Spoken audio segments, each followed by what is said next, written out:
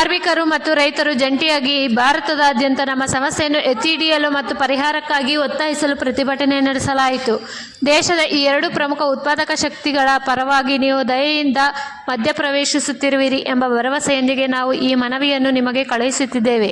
ಈ ಹೋರಾಟದ ಬೇಡಿಕೆಗಳು ಏನೆಂದರೆ, ಎಲ್ಲ ಬೆಳೆಗಳಿಗೂ C2+50% ಜೊತೆಗೆ ಬೆಂಬಲ ಬೆಲೆಯನ್ನು ಕಾನೂನುಬದ್ಧವಾಗಿ ಖಾತರಿಪಡಿಸಿ, ಕಾರ್ಮಿಕ ಸಂಹಿತೆಗಳನ್ನು ರದ್ದುಗೊಳಿಸಿ, ಯಾವುದೇ ರೂಪದಲ್ಲಿ ಕಾರ್ಮಿಕರ ಗುತ್ತಿಗೆ ಅಥವಾ ಹೊರಗುತ್ತಿಗೆ ಪದ್ಧತಿ ಇರಬಾರದು, ಸಾಲಬಾಧೆ ಮತ್ತು ಆತ್ಮಹತ್ಯೆಗಳನ್ನು ಕೊನೆಗೊಳಿಸಲು ರೈತರು ಮತ್ತು ಕೃಷಿ ಕಾರ್ಮಿಕರಿಗೆ ಸಮಗ್ರ ಸಾಲ ಮನ್ನಾ, ರೈತರಿಗೆ ಮತ್ತು ಕಾರ್ಮಿಕರಿಗೆ ಕಡಿಮೆ ಬಡ್ಡಿ ದರದಲ್ಲಿ ಸಾಲ ಸೌಲಭ್ಯವನ್ನು ಖಚಿತಪಡಿಸಿ, ರಕ್ಷಣಾ, ರೈಲ್ವೆ, ಆರೋಗ್ಯ, ಶಿಕ್ಷಣ, ವಿದ್ಯುತ್ ಸೇರಿದಂತೆ ಸಾಮಾಜಿಕ ಮೌಲ್ಯದ ಉದ್ಯಮಗಳು ಮತ್ತು ಸಾರ್ವಜನಿಕ ಸೇವೆಗಳ ಖಾಸಗೀಕರಣ ಬೇಡ, ಕೃಷಿ ಪಂಪುಗಳಿಗೆ ಉಚಿತ ವಿದ್ಯುತ್ ಪ್ರೀಪೇರ್ ಫೋರ್ಟ್ ಮೀಟರ್ಗಳು ಬೇಡ, ಗೃಹ ಬಳಕೆದಾರರಿಗೆ ಮತ್ತು ಅಂಗಡಿಗಳಿಗೆ 300 ಯೂನಿಟ್ ಉಚಿತ ವಿದ್ಯುತ್ ನೀಡಿ.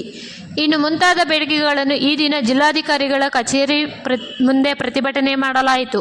ರೈತ ಪರ ನಾಯಕರಾಗಿ ಉಪಸ್ಥಿತರಿದ್ದ C Yatiraj, KRRS Doddamaleya, AIKS Kambegowda, KPRS Chennabasanna, SN Swamy, PN Ramaiah, Dalit ಸಂಘಟನೆ ನಾಯಕರು ಹಾಗೂ ಇನ್ನು ಮುಂತಾದ ನಾಯಕರುಗಳು ಉಪಸ್ಥಿತರಿದ್ದರು. ವರದಿ ಶ್ರೀಕಾಂತ್, NR, ತುಮಕೂರು.